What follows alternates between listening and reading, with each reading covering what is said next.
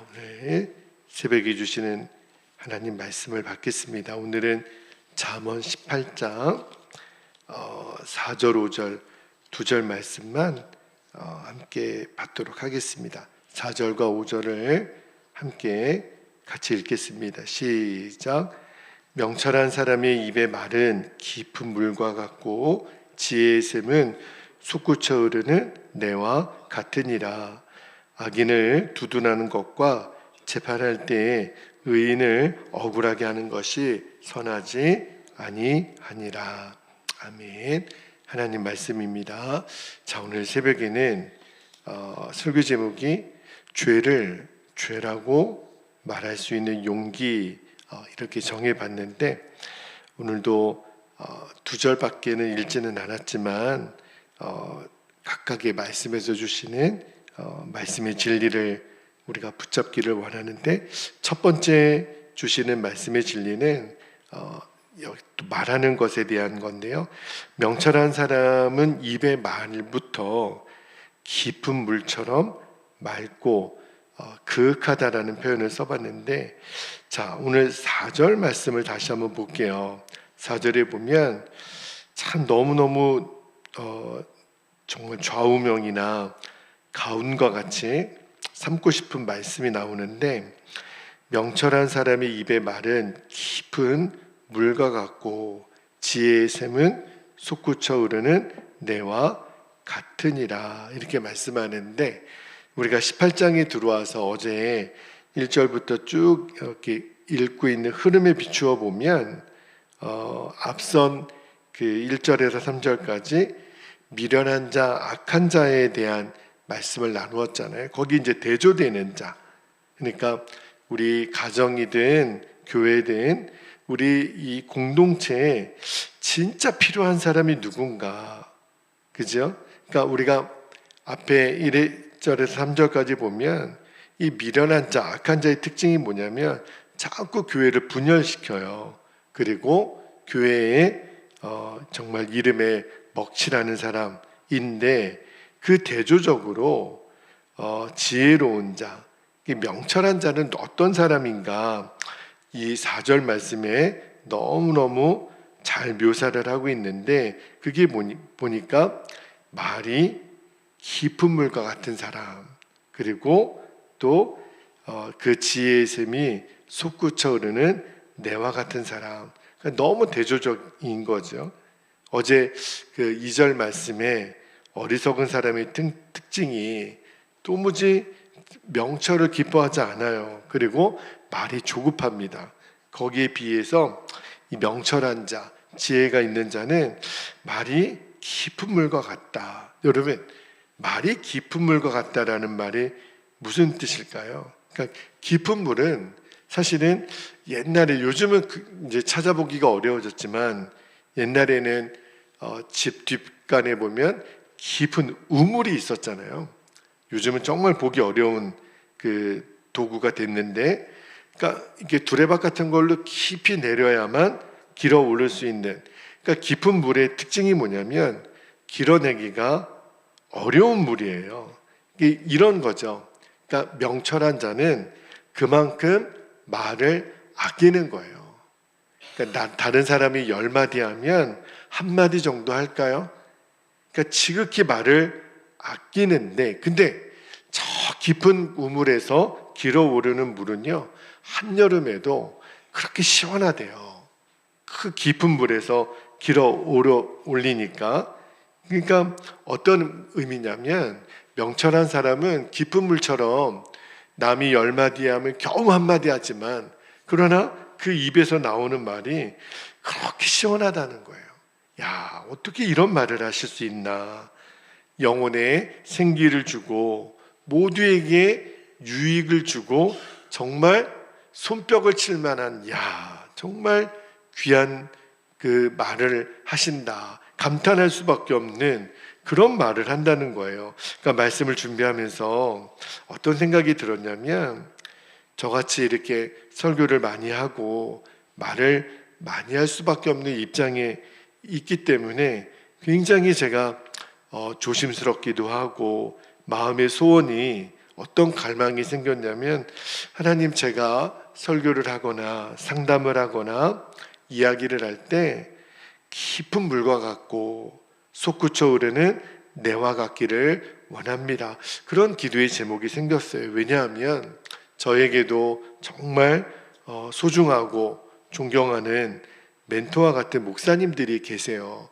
그런데 그 목사님들이랑 이야기를 만나서 이렇게 대화를 나누다 보면 어떻게 똑같이 이 시대를 살아가고 똑같이 목회자이고 똑같은 성경을 읽고 그렇게 믿음의 길을 걸어가는데 생각하는 것이 다르고 말하는 것이 다르고 그 깊이가 다를까.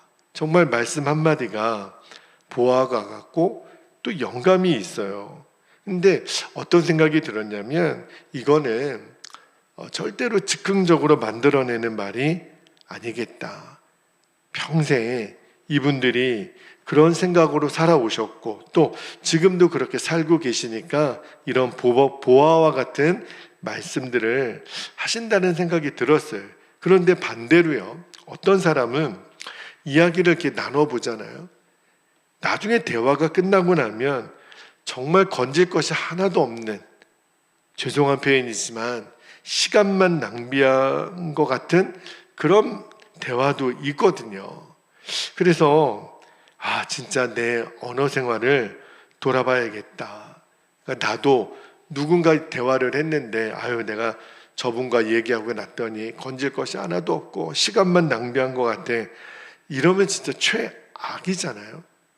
정말 깊은 물에서 건져 올린 물과 같이 누군가의 마음을 시원하게 해드리고 또 유익을 줄 수 있는 그러한 말이 되면 얼마나 좋을까.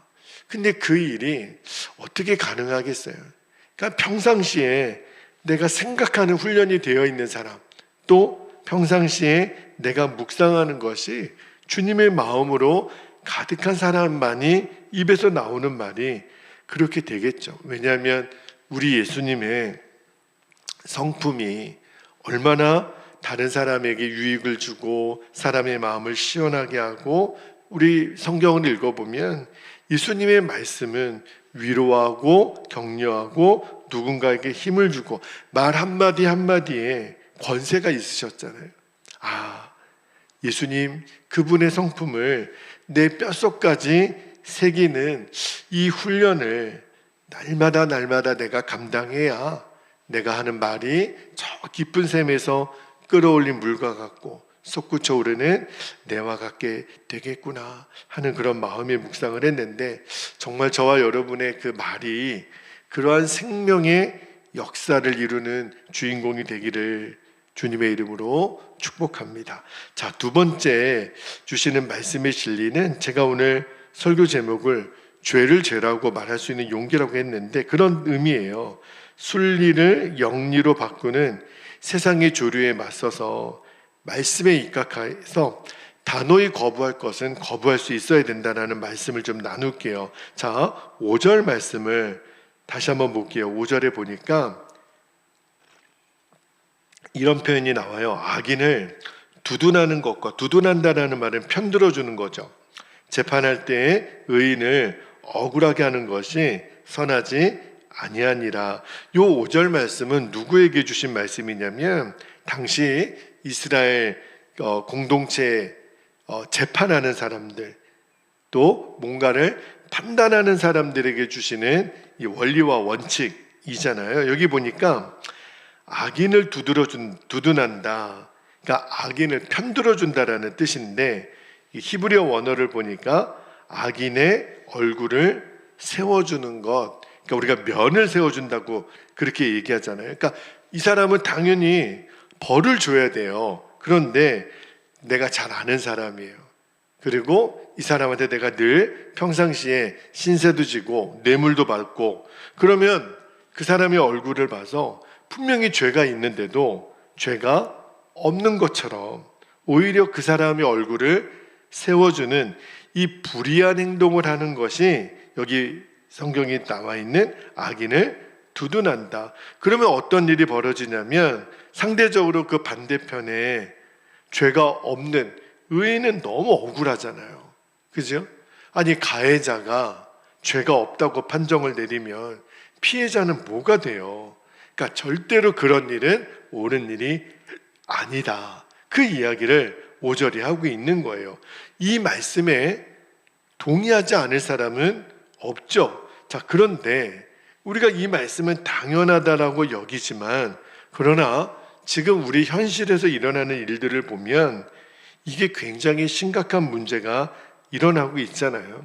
지금도 정말 우리나라, 우리가 3권이 분립이 되어 있기 때문에 우리가 행정이 있고 입법이 있고 또 그 법을 집행하는 사법부가 우리나라에도 있잖아요. 그런데 진짜 우리나라의 사법부, 모든 것을 판단하는 사람들은 정말 정직과 또 진실의 가치를 소중히 여기나, 그러지 않은 경우를 우리가 너무 많이 보는 거예요.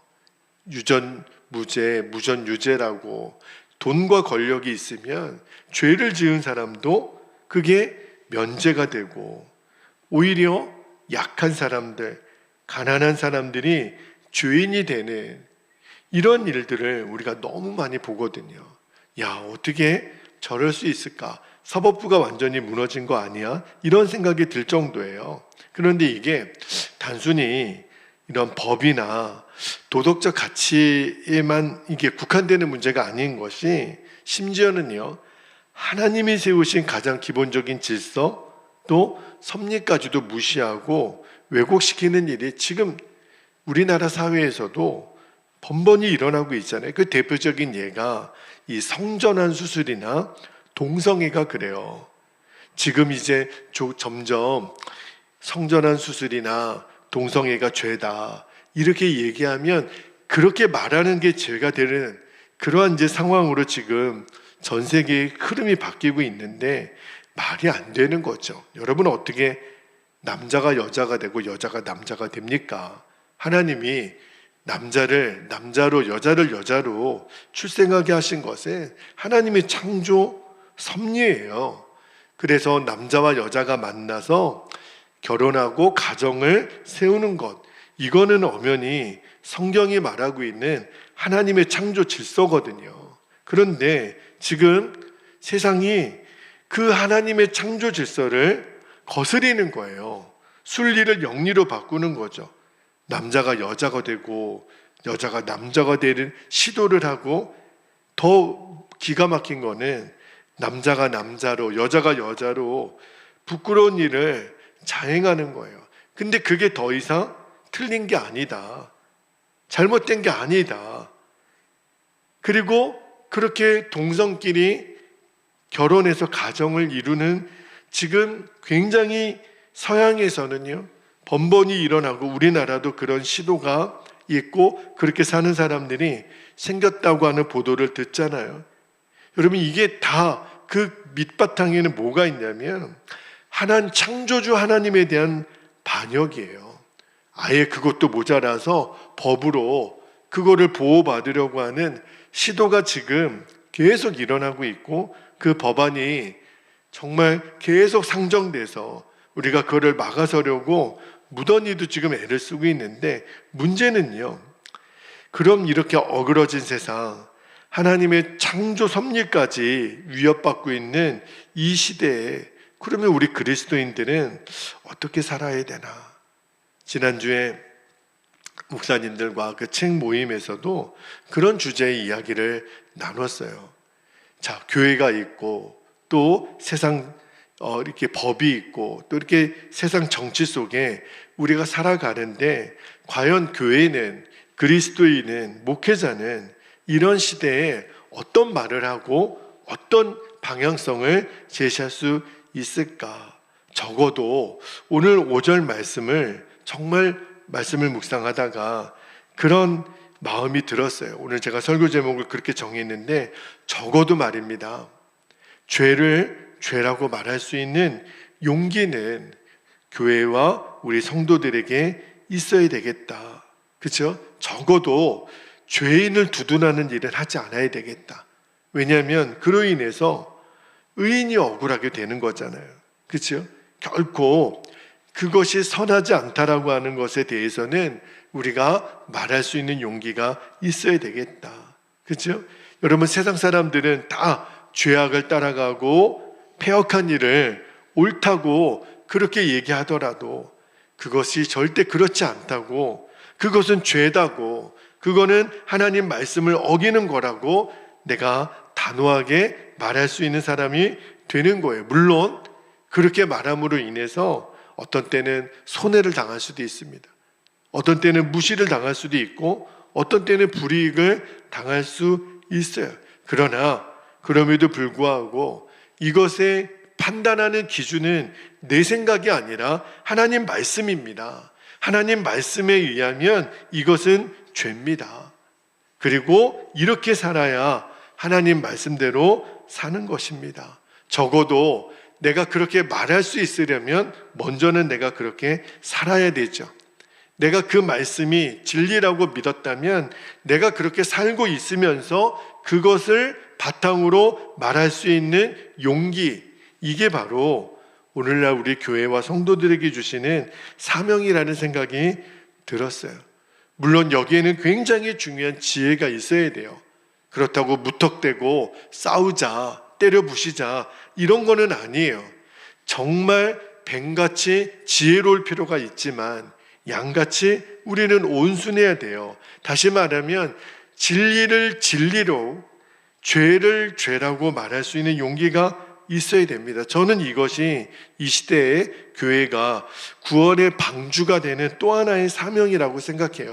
예수님을 믿어서 구원받게 해야 되죠. 그러나 주님은 우리에게 너희는 세상의 소금이라고 말씀하셨기 때문에 우리가 부패되고 더러운 것들을 정화하고 깨끗하게 해야 되는 사명이 있습니다. 그게 다시 말하면 정의는 정의라고 말할 수 있고 또 죄는 죄라고 말할 수 있는 이 담대한 용기가 우리들에게 있기를, 또 그거를 또 우리가 전할 수 있는 정말 주의 주시는 지혜가 우리들에게 있기를, 그래서 이 시대를 정말 아름답고 또 소망이 있는 그러한 사회로 만들어갈 수 있는 저와 여러분이 되시기를 주님의 이름으로 축복합니다. 자, 이제 우리 함께 기도할 때 오늘 주신 진리의 말씀을 우리가 이렇게 기도 제목으로 붙잡겠습니다. 첫 번째는 정말 저 같은 설교자에게 있어서는 너무너무 사모하는 기도 제목이고